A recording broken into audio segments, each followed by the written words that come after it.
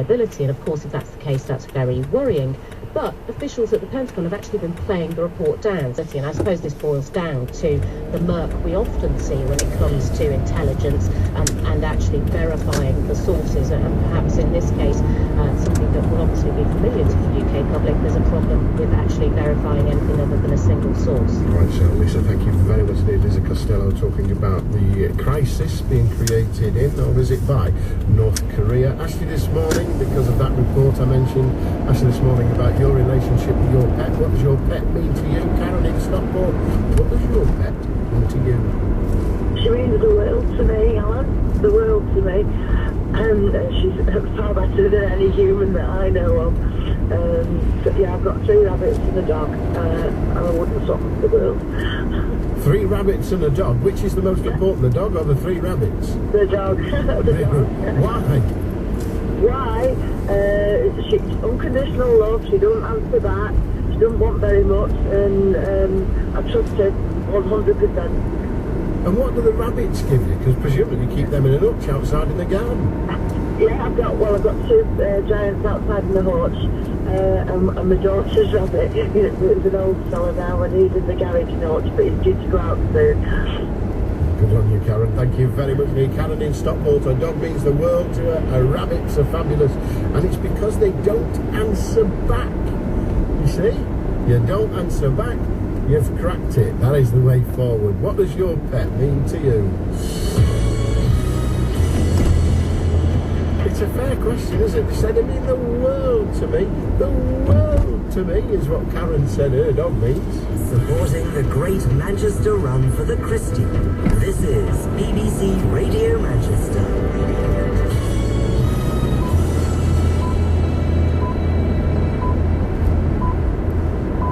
It's 8 o'clock on Friday the 12th of April. Good morning to you. I'm Alan Bezic. The weather today, showers, some of them heavy, a bit of brightness in between. Top temperature today, 11 degrees Celsius, could get down to 3 tonight. Coming up in the next hour, you'll hear from one woman who had to leave her house last night as a result of a major fire on Oldham Street in Manchester. Here with the news, Steve Saab. Good morning, Alan. Roads are closed in part of Manchester city centre this morning after a fire in the northern quarter that forced around 100 people to leave their homes last night. At its height, up to 60 firefighters were at the scene at a former clothes store on Oldham Street. Crews are still trying to bring it under control, and part of the building's collapsed. Commander Steve Thomas is from Greater Manchester Fire Service. When we've had the initial collapse, then we've had to withdraw the firefighters. Their safety is absolute premium. And so we've had some difficulty in reaching the centre of the building, the front and the immediate rear of it, which we've extinguished fully. The smoke that you can see from behind me is that clothing that is smouldering within the centre of the building. It's affecting traffic in the area. We'll get the latest on the roads in the next few minutes. US Secretary of State John Kerry's arrived in Seoul to discuss the situation in North Korea. The North raised tensions in the region by threatening nuclear strikes against the South and the US.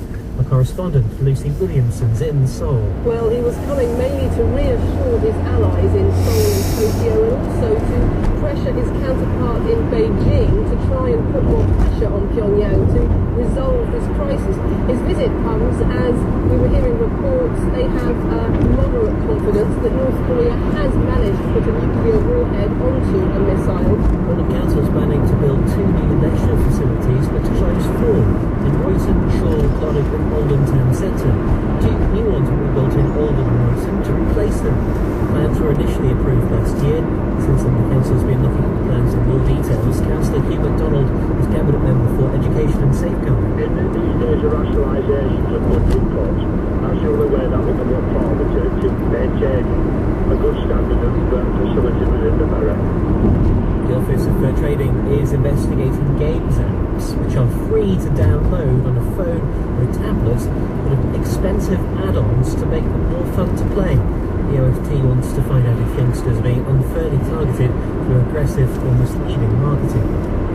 Which is accusing retailers of misleading shoppers into buying own-brand products by mimicking the packaging of branded competitors. It's found more than 150 own brands which look similar to the real thing.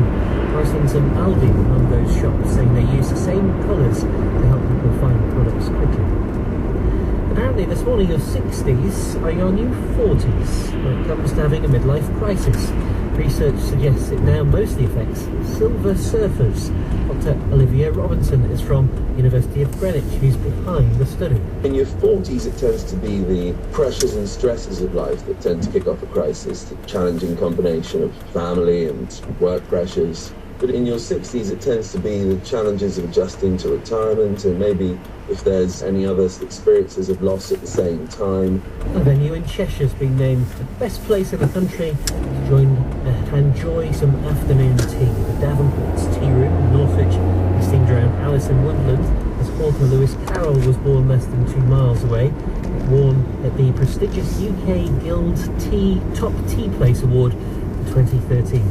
BBC Radio Manchester Sports with Nathan Middleton. I'll continue as Wigan chairman. That's a message from Dave Whelan, who says he won't be retiring even if the Latics win the FA Cup.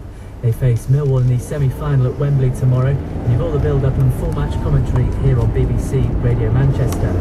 Barry Boskin in Blackwell says his job will be decided after